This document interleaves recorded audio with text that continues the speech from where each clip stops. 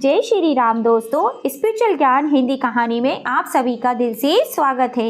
हमारी आज की कहानी है माँ का तिरस्कार। मंदिर की सीढ़ियों के बाहर फूलों की टोकरी लिए हुए मंदिर में आने जाने वाले सभी श्रद्धालुओं को फूल बेचने वाले आदमी ने देखा।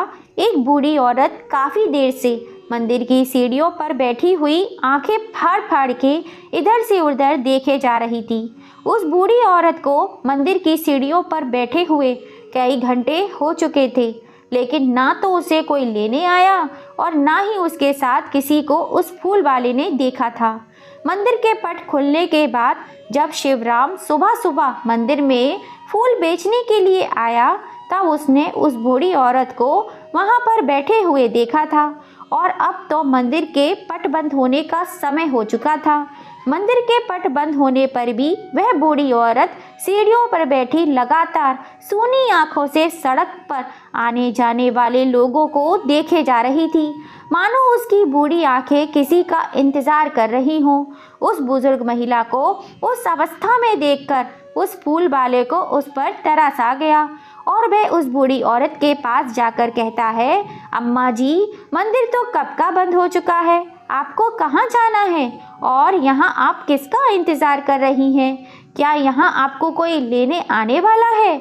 शिवराम के सवाल पर बूढ़ी औरत बोली, बेटा, दरअसल मैं यहाँ अपने बेटे के साथ आई हूँ। मेरा बेटा मुझे गांव से लेकर अपने संग बड़े शहर लेकर जा रहा था। रास्ते में गाड़ी खराब हो गई तो उसने मुझसे कहा, आप मंदिर में बिठाया और गाड़ी को सही करवाने के लिए चला गया।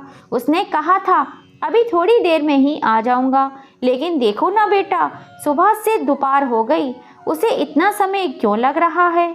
क्या तुम पास की दुकान में जाकर पता कर सकते हो कि वह अभी तक क्यों नहीं आया? अगर हो सके तो मेरे बेटे को ढूंढ दो, वह यहीं कहीं आसपास में गाड़ी सही करवाने के लिए गया है। पता नहीं इतना समय कैसे लग गया, शायद अभी आता ही होगा। तब शिवराम कहता है, अम्मा जी, आपका बेटा जब आ जाए तब आप उसके साथ चली जाना। अगर आपको भूख लगी हो तो मैं आपके लिए कुछ खाने को लाऊं? वह बुजुर्ग औरत हाथ जोड़कर मुस्कुराती हुई बोली, नहीं बेटा, तुम्हारा बहुत बहुत धन्यवाद। इस अनजान शहर में कम से कम तुमने मुझसे खाने के लिए पूछा तो सही। लेकिन बेटा, तुम परेशान मत हो, मेरा बेटा किसी भी समय आता ही होगा और अगर मैं उसे यहाँ नहीं मिली तो वह परेशान हो जाएगा, इसलिए मैं यहाँ से कहीं नहीं जाना चाहती। शिवराम समझ चुका था अब उन वृद्ध माताजी का बेटा कभी वापस नहीं आएगा। वह बोला, अम्मा, बुरा मत मानिएगा, लेकिन यहाँ हर रोज दूसरे दिन ऐसे ही मंदिर में बैठे हुए कोई ना कोई मिल ही जाता है, जिसका बेटा बहू अपने बूढ़े माँ बाप को बोझ समझकर यहाँ पर छोड़कर चला जाता है। और कभी कभी तो एयरपोर्ट के बाहर, तो कभी रेलवे स्टेशन के बाहर, तो कभी सड़कों पर ऐसे ही आजकल के बच्चे अपने माँ बाप को कहीं भी छोड़कर चले जाते हैं। शिवराम की बातें सुनकर अम्मा जी थोड़ी सी नाराज होते हुए बोली, नहीं बेटा, तुम ऐसा कैसे कह सकते हो जब तुम मेरे बेटे को जानते ही नहीं? फिर तुम इतने यकीन से कैसे कह सकते हो कि मेरा बेटा मुझे यहाँ छोड़कर चला गया है? यदि तुम सच में मेरी मदद करना चाहते हो तो थोड़ी दूर पर जाकर देखो, मेरा बेटा यहीं कहीं अपनी गाड़ी सही करवा रहा होगा। शिवराम अम्मा जी के कहने से मंदिर के पास जितने भी गाड़ी के गैराज थे सब जगह जाकर देख कर आया और आकर बोला, अम्मा जी, मैंने आपसे पहले ही कहा था आपका बेटा किसी भी गैराज में नहीं है। यह सुनकर अम्मा थोड़ी सी परेशान हो गई, फिर भी खुद को समझाती हुई बोली, कोई बात नहीं, हो सकता है यहाँ पर उसकी गाड़ी सही ना हुई हो और वह गाड़ी सही करवाने के लिए कहीं दूर चला गया हो। अब धीरे धीरे शाम ढलने लगी थी, लोगों का मंदिर में आना जाना भी अब कम हो गया था और शिवराम अपने घर जाने की तैयारी में था। मंदिर के बाहर चारों तरफ सड़क पर लाइटें जलने लगी थी। जैसे तैसे रात बढ़ती गई वैसे वैसे सर्दी का भी प्रकोप दिखने लगा था। बेचारी बूढ़ी अम्मा अपनी साड़ी के पल्लू से खुद को ढकने की कोशिश कर रही थी। ठंड की वजह से उनके हाथ पैर भी कांप रहे थे। शिवराम एक भला आदमी था, उसने वृद्ध महिला के पास जाकर कहा, अम्मा, आपका क्या नाम है? आपको अपने घर का पता मालूम है? वह बूढ़ी अम्मा बोली, बेटा, मेरा नाम यशोदा है और मैं अपने बेटे के साथ यहाँ आई थी। दरअसल वह कुछ दिन पहले ही गांव आया था और अब वह मुझे अपने साथ बड़े शहर लेकर जा रहा था। देखना बेटा, कब से उसका इंतज़ार कर रही हूँ, पर वह नहीं आया। शिवराम फूल वाले ने उनके साथ कोई भी ज़बरदस्ती नहीं की। वह बोला, अम्मा जी, यदि आपका मन हो तो आप मेरे साथ मेरे घर चल सकती हैं। मेरे परिवार में मेरी पत्नी और 2 बच्चे हैं। अगर आप चाहो तो सुबह यहाँ पर वापस आ जाना। इस पर यशोदा जी बोली, नहीं बेटा, अगर मैं यहाँ से चली गई और मेरा बेटा पवन यहाँ आया तो वह मुझे ढूंढेगा और अगर मैं नहीं मिली तो वह कितना परेशान हो जाएगा। तुम अपने घर जाओ बेटा, मैं ठीक हूँ। शिवराम यशोदा जी को शॉल उड़ाता हुआ बोला, अब आप मुझे बेटा कह ही रही है तो मैं पुजारी जी से बात करके आता हूँ। बाहर बहुत ठंड है, वे रात आपको मंदिर के अंदर ही गुजारने दें। शिवराम पंडित जी से बात करके अम्मा को मंदिर के अंदर बिठाकर और उन्हें हिदायत देकर कि अगर आपको किसी भी चीज़ की ज़रूरत हो तो पंडित जी को बता देना। और हाँ, आप यह शॉल ओढ़ लीजिए क्योंकि रात के समय सर्दी पड़ने लगी है। खामखा आप कहीं बीमार न पड़ जाओ। तब यशोदा जी ने शॉल ली और उसे ओढ़कर बैठ गई। वह शिवराम को लाखों दुआएं देने लगी। अब शिवराम को भी काफ़ी समय हो गया था।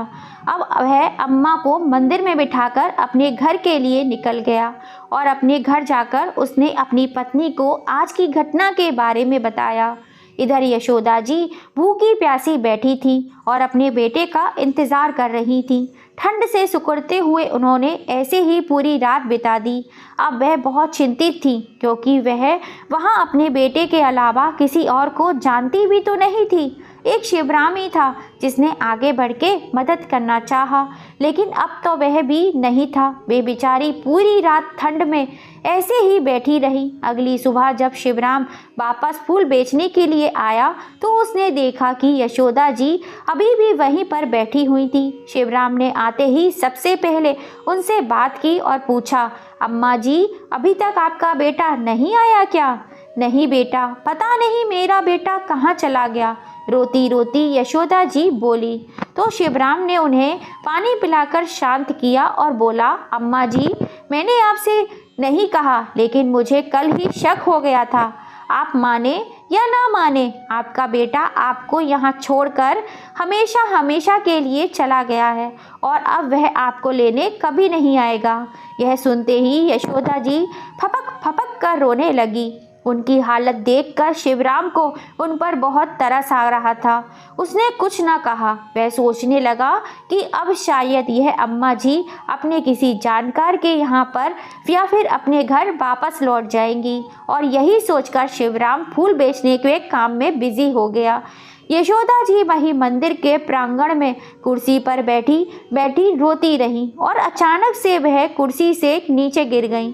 तो वहां मंदिर में दर्शन करने आए श्रद्धालुओं का जमावड़ा लग गया और आसपास के सभी लोग आने लगे। लोगों की भीड़ देखकर शिवराम भी अपनी टोकरी को वहीं पटक कर वहां पर आया। शिवराम ने आकर देखा कि यशोदा जी नीचे जमीन पर गिरी पड़ी हैं। वह थोड़ा सा घबरा गया। उसने तुरंत उन्हें उठाया और वहीं पर बेंच पर लेटा दिया। इतनी में देर में मंदिर के पुजारी जी वैद्य जी को लेकर आ गए। वैद्य जी ने यशोदा जी की नब्ज देखकर बताया, यह औरत कमजोरी के चलते बेहोश हो गई है। फिर पानी के छींटे मारे और उन्हें होश में लाया। थोड़ी देर बाद सभी लोग अपने अपने काम पर लग गए और शिवराम ने उनसे पूछा, अम्मा, आप बेहोश कैसे हो गई? वैद्य जी ने बताया, आपको कमजोरी हुई थी। क्या आपने कल से कुछ खाया नहीं है? यशोदा जी ने ना में गर्दन हिलाते हुए कहा, बेटा, मैं तो यहाँ अपने बेटे के भरोसे ही बैठी थी। मुझे क्या पता था कि वह मेरे साथ ऐसा करेगा। शिवराम को उनकी हालत देखकर और भी ज़्यादा तरस आ रहा था। वह बोला, अम्मा जी, आप मेरे साथ चलिए, पहले कुछ खा लीजिए, फिर कुछ बात करेंगे। शिवराम यशोदा जी को लेकर वहीं पास में एक चाय की टपरी पर लेकर गया। उसने यशोदा जी के लिए चाय और समोसे मंगवाए। शिवराम ने उनसे बातों बातों में जानने की कोशिश की। वह बोला, अम्मा जी, अब आपको पता चल गया है कि आपका बेटा अब आपको लेने वापस नहीं आएगा, तो आप अपने घर वापस क्यों नहीं चली जाती? यहाँ तो आपकी ज़िंदगी और भी मुश्किल हो जाएगी। यशोदा जी बोली, बेटा, मैं जाऊँ भी तो कहाँ जाऊँ? मेरे बेटे ने मुझे किसी लायक नहीं छोड़ा। मतलब?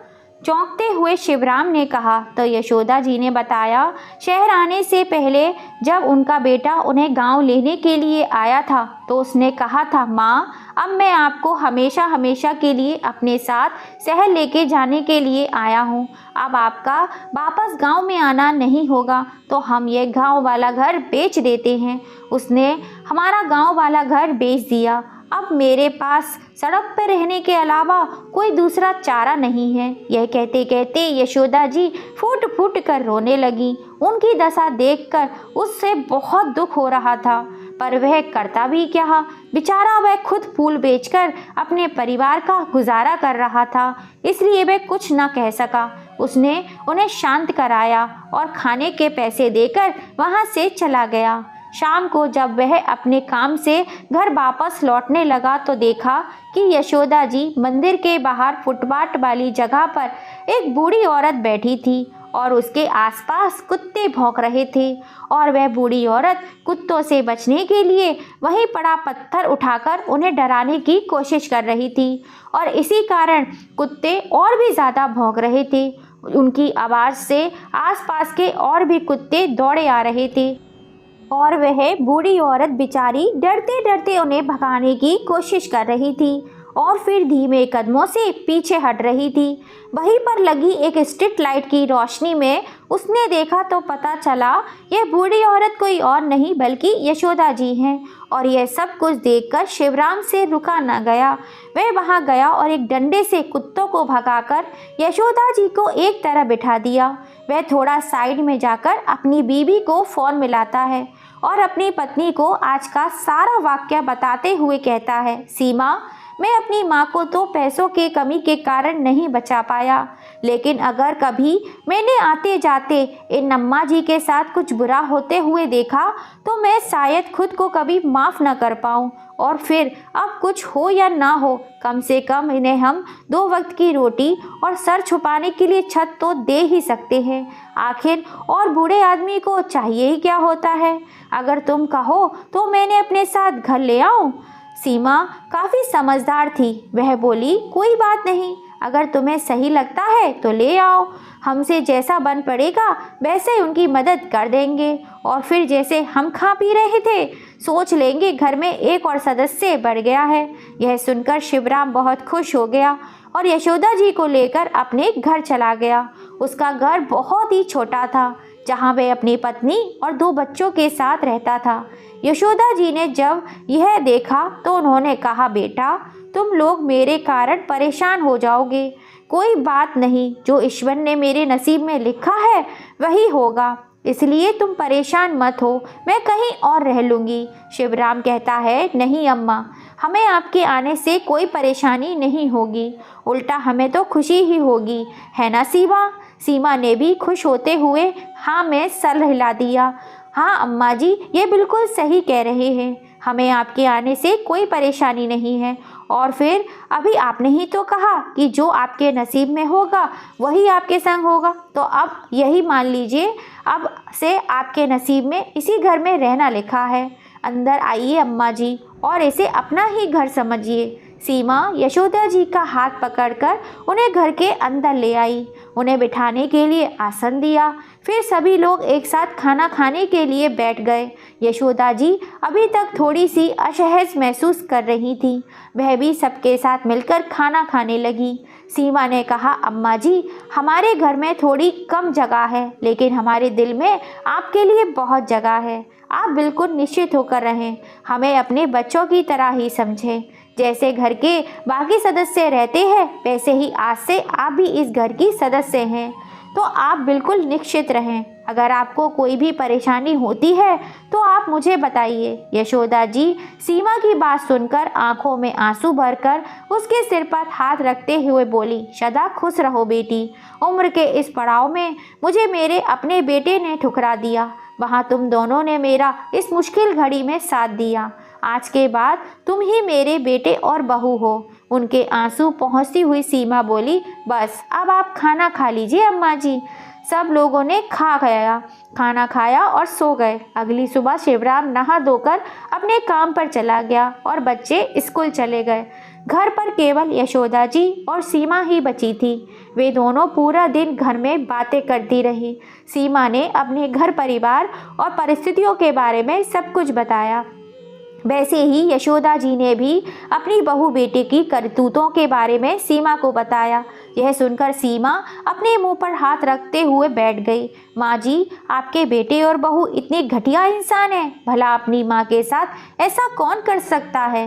वह दोनों अभी आपका दुख नहीं समझ पाएंगे। उन्हें यह सब कुछ जब पता चलेगा, जब ये सब कुछ उनके साथ होगा। यशोदा जी सीमा से कहती हैं, बेटा तुम्हारे घर में चाहे कितनी भी कम जगह हो, पर तुम्हारा दिल और तुम्हारी नीयत बहुत साफ है और तुम बहुत नेक हो। तुम परेशान मत हो, आज नहीं तो कल ईश्वर तुम्हें इसका फल ज़रूर देगा। अब शाम को शिवराम आया और सब ने एक साथ बैठकर खाना खाया और खूब गप्पे मारे। धीरे धीरे यशोदा जी भी परिवार में घुल मिल गई थी। दिन बीतते रहे, ऐसे ही सबका काम चल रहा था। यशोदा जी अब इस परिवार के सदस्य की तरह घर की हर क्रियाविधि में भाग लेती। सीमा भी बहुत से कामों से निश्चित हो गई थी, जैसे बच्चों को देखना, बाजार से सब्जियां लाना। इसी तरह के अनेक छोटे छोटे काम की जिम्मेदारी से वह मुक्त हो चुकी थी और वह इस बात से बहुत खुश थी। वह हमेशा से ही कहती थी कि हमारे घर में किसी बुजुर्ग की कमी बहुत खलती है, जो कि अब यशोदा जी के आने से पूरी हो गई थी। जिस तरह किसी पेड़ की जड़ ही उस पेड़ का वजूद होती है, उसी तरह घर का बड़ा बुजुर्ग भी परिवार के लिए उस जड़ के समान ही होता है। और शिवराम के परिवार रूपी पेड़ को यशोदा जी के आने से एक मजबूत जड़ मिल गई थी। पूरा परिवार खुशी खुशी रह रहा था। यशोदा जी ने एक बार शिवराम से कुछ काम करने के लिए कहा, लेकिन शिवराम ने साफ साफ मना कर दिया। वह बोला, अम्मा जी, अगर मेरी जगह आपका अपना बेटा होता तो क्या आप तब भी आप उससे यही कहती? मुझे आपसे काम करवाना पड़े, अभी इतने बुरे दिन भी नहीं आए मेरे, और अगर ज़रूरत होगी तो मैं और सीमा दोनों मिलकर कर लेंगे। आप घर पर आराम से रहिए, अपना और बच्चों का ध्यान रखिए। अगर मुझे ज़रूरत लगेगी तो मैं आपको बता दूंगा। सीमा भी कहीं काम देख लेगी और अभी सब कुछ ठीक चल रहा है, तो आप परेशान मत होइए। यह सब सुनकर यशोदा जी कुछ और ना कह पाई और चुपचाप गर्दन हिलाकर बैठ गईं। यह सब देखकर सीमा हंसने लगी और बोली, मैंने तो आपसे पहले ही कहा था, पर आप ही थी, आप मेरी बात सुनती ही कहाँ हैं। अब ठीक है, अब तो आपको मानना ही पड़ेगा, आपके बेटे ने जो कह दिया। यह कहकर सीमा जोर जोर से हंसने लगी और यशोदा जी के पास आकर उनके कंधे पर हाथ रखकर बोली, अम्मा जी, आप खामखा परेशान होती हैं, आप निश्चित रहें, सब ठीक हो जाएगा। यह कहकर सीमा किचन में चली गई और सबके लिए स्वादिष्ट चाय नाश्ता बनाकर ले आई। नाश्ता करके शिवराम और बच्चे स्कूल चले गए और सीमा घर के कामों में लग गई। तभी यशोदा जी ने कहा, बहू, मैं सब्जियां ले आती हूँ बाजार से, तुम मुझे थैला ला कर दे दो। यशोदा जी थैला लेकर सब्जियां खरीदने निकल गई। बाजार से जब वे सब्जियां खरीद कर लौट रही थी तो हाथ में एक छोटा सा माइक लेकर एक लड़का लॉटरी की टिकट बेच रहा था। उसने हर एक टिकट सिर्फ 5 रुपए की थी। लॉटरी की रकम 15 करोड़ रुपए थी। ना जाने यशोदा जी के मन में क्या आया कि उन्होंने वह टिकट खरीद ली और वह घर लेकर चली गई। घर जाकर उन्होंने सब्जियां सीमा को दे दी। सीमा जब घर के कामों से फ्री होकर बैठी तो यशोदा जी ने उसे वह टिकट दी और कहा, बेटा, इसे संभाल कर रख ले, क्या पता हमारा नसीब भी खुल जाए। सीमा बोली, अम्मा जी, यह आप क्या ले आई हो? यह सब झूठी बातें हैं। मैंने आज तक किसी की लॉटरी लगते हुए नहीं देखा। खैर कोई बात नहीं, आपका मन है तो मैं इसे रख लेती हूँ। यह कहकर सीमा ने वह लॉटरी की टिकट घर के मंदिर में रख दी। अब यशोदा जी जब भी सब्जियां लेने जाती तभी एक टिकट लेकर आ जाती, और जब महीने के अंत में उन टिकटों के विजेता की घोषणा होने वाली थी तब उस लड़के ने टिकट देते समय बताया, अम्मा जी आप टीवी पर यह वाला चैनल चला कर रखना, इस पर लॉटरी का विजेता घोषित किया जाएगा, और अपनी टिकटों को भी संभाल कर रखना। टीवी पर जो पता बताया जाएगा आपको टिकट लेकर वहीं जाना होगा। अगर आपका नंबर आ जाता है तो, मतलब अगर आपकी लॉटरी लग जाती है तो। ठीक है। यशोदा जी ने सारी टिकट सीमा को संभाल कर रखने के लिए दे दी थी और जाकर सीमा से वह टिकटें मांगने लगी। वह बोली, सीमा कल बहुत ज़रूरी दिन है बेटा, कल लॉटरी का विजेता घोषित किया जाएगा। इस बारे में सीमा या यशोदा जी ने शिवराम को कुछ नहीं बताया था। यशोदा जी ने इस बार भी सीमा को रोक दिया। वे बोली, सीमा रहने दो, जब लॉटरी लग जाएगी तब बता देंगे, और अगर नहीं लगी तो सोच लेंगे हमारे इतने पैसे कहीं खो गए। मन को क्या समझाना है बेटा, खामाखा अगर शिवराम ने भी उम्मीद लगा ली तो उसे भी दुख होगा, इसलिए रहने देते हैं। सीमा भी मान गई और दोनों शिवराम के जाने के बाद टीवी खोलकर बैठ गई। अब लॉटरी का विजेता घोषित किया जाना था। सीमा यशोदा जी द्वारा लाई गई चारों टिकटें अपने सामने रखकर बैठ गई, और जैसे जैसे लॉटरी का विजेता घोषित किया जा रहा था वैसे वैसे वह उन टिकटों को चेक कर रही थी। लॉटरी के 3 विजेता घोषित होने थे। पहला विजेता को 15 करोड़ रुपये, और दूसरे विजेता को 10 करोड़, और तीसरे विजेता को 5 करोड़ रुपए का इनाम था। यशोदा जी और सीमा दोनों हाथ जोड़कर बैठी थी और ईश्वर के नाम लिए जा रही थी, इस आस में कि कहीं उनकी लॉटरी लग जाए। तीसरी विजेता से बताना आरंभ किया गया।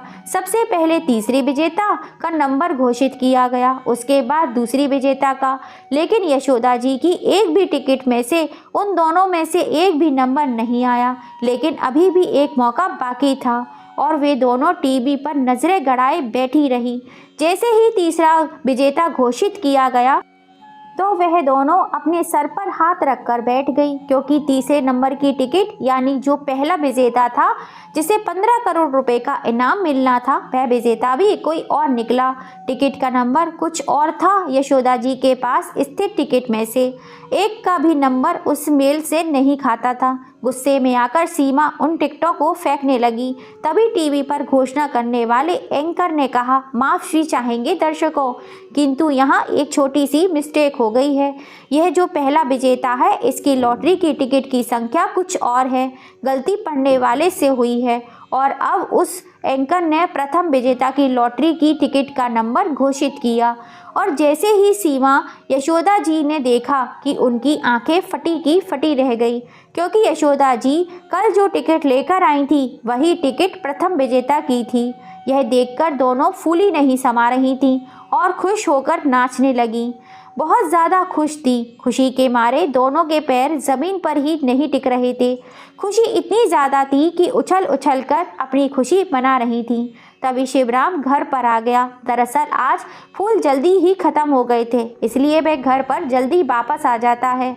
उसने अपनी माँ और पत्नी को इतना खुश देखा तो वह हंसता हुआ बोला, अरे वह क्या बात है, आज तो आप दोनों बहुत खुश हैं, क्या मिल गया आप दोनों को? टोकरी को रखता हुआ बोला। तब खुशी के मारे सीमा उसके गले लगती हुई बोली, अब तुम्हें ये छोटा सा काम करने की कोई ज़रूरत नहीं है, अब सब अच्छा हो जाएगा। तब शिवराम उसे खुद से दूर करता हुआ बोला, क्या कह रही हो सीमा, हद करती हो। यशोदा जी मुस्कुराते हुए बोली, अरे बेटा, अगर तू सुनेगा तो तू भी खुशी से फूला नहीं समाएगा। तब शिवराम ने पूछा, आखिर ऐसा हुआ क्या है, अब बता भी दो। तब यशोदा जी ने उसे लॉटरी की टिकट दिखाई और टीवी पर जो नंबर दिखाया जा रहा था वह भी, जिसे देखकर शिवराम को भी खुद पर विश्वास नहीं हुआ। वह बोला, क्या सच में हमारी लॉटरी लग गई है अम्मा?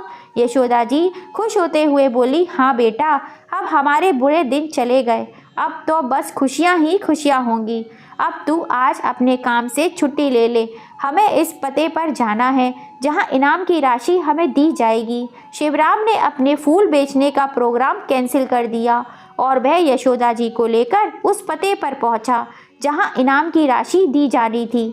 और क्योंकि रकम बहुत बड़ी थी इसलिए सभी चैनल के न्यूज़ पर दिखाई जा रही थी। प्रथम, द्वितीय और तृतीय तीनों विजेता वहां उपस्थित थे जिन्हें बारी बारी से इनाम की राशि दी जा रही थी। यशोदा जी का बेटा दिल्ली में रहता था। डिजिटल मार्केट में काम करने की वजह से वह रोज़ न्यूज़ चैनल देखा करता था। जैसे ही उसने न्यूज़ चैनल खोला तो उस पर अपनी माँ को देखकर वह चौंक गया। और जब उसे पता चला कि उसकी माँ की 15 करोड़ रुपए की मालकिन बन चुकी है तो वह फूला नहीं समाया और अपनी माँ को लूटने के इरादे से वह शहर के लिए निकल पड़ा जहाँ उसने अपनी माँ को छोड़ा था। पर वह जाता कहाँ, उसे तो एड्रेस पता ही नहीं था। उसने इस मंदिर में जाकर पुजारी जी और वहाँ के आजू बाजू वाले लोगों से पूछा तो उसे शिवराम के घर के बारे में पता चला। वह शिवराम के घर पहुँच गया, किंतु शिवराम और उसका परिवार वहाँ से शिफ्ट हो चुके थे। होते भी क्यों ना, भला अभी किसी करोड़पति को छोटे से कमरे के घर में रहते हुए देखा है? वह तो उनकी मजबूरी थी जिस कारण वे वहाँ रह रहे थे और ईश्वर ने आज उन्हें इस लायक कर दिया था कि वे अपने नए घर में रहने के लिए चले गए। जब यशोदा जी का बेटा वहाँ पहुँचा तो उसने देखा वहाँ पर ताला लगा हुआ था। पड़ोसियों से पूछने पर पता चला कि शिवराम, उसका पूरा परिवार एक हाई फाई सोसाइटी में रहता है जहाँ उन्होंने अपना मकान खरीद लिया है। पड़ोसियों से पता पूछकर यशोदा जी का बेटा भी उस पते पर चला गया। उसने जाकर देखा दरवाजे पर एक चौकीदार बैठा हुआ था। अब वह चौकीदार से कहता है, सुनिए भाई साहब, यहाँ इस घर में एक यशोदा नाम की औरत रहती है, वह मेरी माँ है। आप जाकर उससे कहिए आपका बेटा पवन आपसे मिलने के लिए आया है, फिर आप मुझे अंदर जाने दीजिए। वॉचमैन ने उसे वहीं पर रोक लिया और बोला, मैं फ़ोन करके पता करता हूँ। उसने यशोदा जी को फ़ोन किया और पूछा, माँ जी, बाहर कोई लड़का आया है और वह कह रहा है वह आपका बेटा है, उसका नाम पवन है, वह आपसे मिलना चाहता है। यशोदा जी ने गुस्से में कहा, वह मेरा बेटा नहीं है, मेरा बेटा तो यहाँ मेरे साथ अंदर है, उससे कह दो कि वे चला जाए यहाँ से, मेरा उससे कोई वास्ता नहीं है। यशोदा जी के मना करने के बाद भी वॉचमैन ने उसे वहीं रोक लिया और अब वह मन ही मन सोचने लगा कि किस तरीके से अपनी माँ से मिलने के लिए अंदर जाए, उसे मनाए, क्योंकि अब वह जब तक तो समझ चुका था कि उसकी माँ उससे बहुत नाराज़ है। इन्हें मनाने के लिए उसे कुछ ना कुछ तो करना ही पड़ेगा, जिसके लिए उसने एक प्लान बनाया। वह वॉचमैन जब वॉशरूम करने गया तो पवन चुपके से घर के अंदर घुस गया। अंदर जाकर चिल्लाने लगा, माँ माँ, कहाँ हैं आप? देखो आपका बेटा आ गया आपसे मिलने के लिए। कितने दिन हुए आपसे मिले हुए, मैं तो कब से तरस रहा था आपसे मिलने के लिए। यशोदा जी को देखकर आगे बढ़ता हुआ पवन बोला। जैसे ही वह यशोदा जी के गले लगने लगा, यशोदा जी ने उसे धक्का देकर खुद से दूर कर दिया और शिवराम को आवाज़ लगाई। शिवराम अपने कमरे से दौड़ता हुआ बाहर आया। क्या हुआ माँ, आप क्यों चिल्ला रही थी? आप ठीक तो है? तब यशोदा जी ने अपने बेटे की तरफ उंगली करते हुए कहा, शिवराम, इस नालायक को इस घर से निकाल दो, मुझे इसकी शक्ल भी नहीं देखनी। शिवराम कुछ समझ नहीं पा रहा था। तभी यशोदा जी का बेटा फिर से माँ माँ करता हुआ उनके पैरों में जा गिरा। तब कहीं जाके शिवराम समझा। शिवराम उसे उठाता हुआ बोला, तू तो वही नालायक और कमीना बेटा है जिसने अपनी माँ को तड़पने के लिए मंदिर पर छोड़ दिया था, जिसने यह भी नहीं सोचा कि वह कहाँ रहेंगी, क्या करेंगी, क्या खाएंगी, कैसे इस बुढ़ापे में अपना जीवन बिताएंगी। अरे कैसा बेटा है तू, जिसने उन्हें जीते जी ही मरा हुआ समझ लिया। आज उस अपनी माँ की याद आ रही है। तुझ जैसे नालायक औलाद को तो मैं अच्छे से जानता हूँ और तू यहाँ किस इरादे से आया है वह भी मैं जानता हूँ। निकल जा हमारे घर से, वरना मैं तेरी जान ले लूँगा, शिवराम ने धक्का देते हुए कहा। तब वह लड़का अपने हाथ की नस पर चाकू रखता हुआ बोला, माँ, अगर आपने मुझे माफ़ नहीं किया तो मैं अपनी जान ले लूँगा। यशोदा जी उस तरीके से देखकर बोली, कुछ ऐसा स्वार्थी बेटा अपनी जान कभी नहीं ले सकता, केवल दूसरों की जान ही ले सकता है। मैं अच्छे से जानती हूँ कि तू ये सब ड्रामा किस लिए कर रहा है। तब उस लड़के ने अपनी गर्दन पर चाकू रखते हुए कहा, माँ, मैं आपका ही बेटा हूँ और अब से आपके साथ ही रहूँगा, और अगर आप इस बात के लिए नहीं मानी तो मैं खुद को मारकर आप लोगों को अपनी हत्या के जुर्म में फंसा दूंगा। या तो मुझे भी यहाँ रहने दीजिए अपने साथ, या फिर मुझे इनाम के पैसे दे दो, मैं यहाँ से चुपचाप चला जाऊँगा। शिवराम ने जैसे ही उसे धक्का देने के लिए हाथ आगे बढ़ाया, वैसे ही उसने शिवराम को खींचकर उसकी गर्दन पर चाकू रख दिया और यशोदा जी को धमकी देने लगा, अगर आपने मुझे इनाम के पैसे नहीं दिए तो मैं इसे जान से मार दूंगा। यशोदा जी शिवराम की जान को खतरे में देखकर घबरा गई और बोली, नहीं नहीं, मेरे बेटे को कुछ मत करना, मैं तुम्हें जितनी भी रकम है वह सब देने को तैयार हूँ। ऊपर खड़ी सीमा यह सब देख रही थी, जिस पर यशोदा जी के बेटे पवन का बिल्कुल भी ध्यान नहीं था। सीमा ने तुरंत पुलिस को फ़ोन किया और सारी घटना की जानकारी दे दी। यशोदा जी ने शिवराम की जान बचाने के लिए सीमा को आवाज़ लगाई और कहा, बहू घर में जितनी भी पैसे हैं वह सब गहने सब कुछ भर कर ले आओ, मुझे मेरे बेटे की जान से ज़्यादा कुछ भी प्यारा नहीं है। तब ये सब देखकर पवन शैतानी भरी मुस्कुराहट लाते हुए बोला, अरे वाह, बड़ा प्यार है माँ बेटे में, अपनी सगी बेटे से इतनी नफरत और पराये से इतना प्यार। तब यशोदा जी बोली, सब कुछ तेरे कर्मों के कारण है, जरूरी नहीं है कि अपना खून है तो सगा है, यह वह है जो आपका ख्याल रखेगा। तूने तो मुझे मरने के लिए छोड़ दिया था, उस वक्त मेरा यही बेटा था जिसने मेरा साथ दिया था, भला मैं आज इसे यहाँ मरने के लिए कैसे छोड़ सकती हूँ। पवन इन सब बातों में लग रहा था और क्योंकि सीमा ने पुलिस को फ़ोन करके सारी स्थिति बता दी थी तो पुलिस ने चुस्ती दिखाते हुए तुरंत कार्रवाई की। वह समय से पहले वहां पहुंची और सभी लोग इतनी धीरे धीरे अंदर आए कि पवन को अंदाज़ा भी नहीं हुआ कि कब उसके सिर पर पुलिस इंस्पेक्टर ने गन तान दी थी और सभी एक कांस्टेबल ने आकर उसके हाथ से चाकू छीन लिया। अब पवन को पकड़कर पुलिस वाले ले जाने लगे। तब यशोदा जी ने उन्हें रोकते हुए कहा, इंस्पेक्टर साहब, 1 मिनट जरा रुकिए, इसने मेरे संग जो किया उसके लिए मैं फिर भी इसे माफ़ कर देती, लेकिन आज इसने मेरे बेटे को जान से मारने की कोशिश की। यशोदा जी यह कहते हुए पवन के गाल पर एक के बाद एक तमाचे मारती चली गई। वहाँ खड़े सभी लोग यशोदा जी की हिम्मत देखकर तालियां बजा रहे थे। फिर यशोदा जी ने इंस्पेक्टर साहब से कहा, ले जाइए इसे मेरी नज़रों से दूर। पुलिस वाले पवन को पकड़कर जेल में डाल देते हैं। किसी के घर में घुसकर उसे जान से मारने की कोशिश करने के जुल्म में पवन को उम्र कैद की सज़ा हो जाती है और यशोदा जी अपने बेटे शिवराम और बहू सीमा के साथ खुशी खुशी रहने लगती हैं। तो दोस्तों, यशोदा जी ने अपने बेटे को सबक सिखाने के लिए जो रास्ता अपनाया, क्या वो सही था या गलत? अपनी राय हमें कमेंट करके ज़रूर बताइएगा और अगर अब तक चैनल को लाइक एंड सब्सक्राइब नहीं किया है तो जल्दी से कर लीजिए।